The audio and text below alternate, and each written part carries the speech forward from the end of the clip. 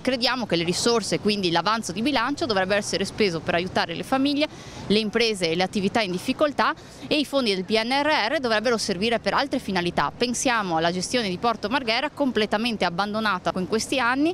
Visto dai banchi dell'opposizione, l'avanzo di bilancio di 91 milioni di euro del Comune di Venezia costituisce un'enormità se rapportato a quella che Monica Sambo e Tommaso Bortoluzzi del Partito Democratico definiscono l'asfittica mancanza di investimenti e risorse sul territorio che ha contraddistinto questi anni.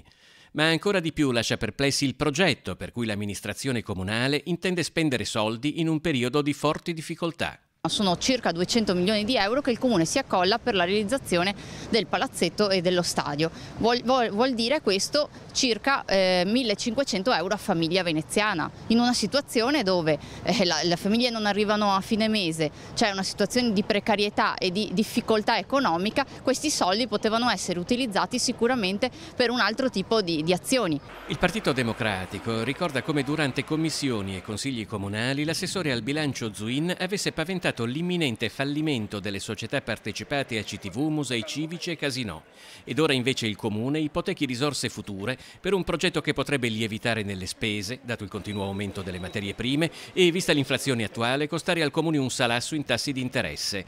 Ne convince gli esponenti Dem che vengano impiegati così i fondi del PNRR stanziati per la crisi del Covid.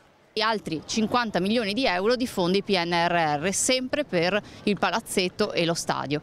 Questi fondi ovviamente dovevano servire per altre finalità, ad esempio pensiamo alla residenza e quindi alle case pubbliche che potevano essere restaurate con queste ingentissime risorse, che potevano servire quindi a ripopolare Venezia ed aiutare in una situazione di gravissima crisi economica e difficoltà le famiglie veneziane e anche il ripopolamento di Venezia.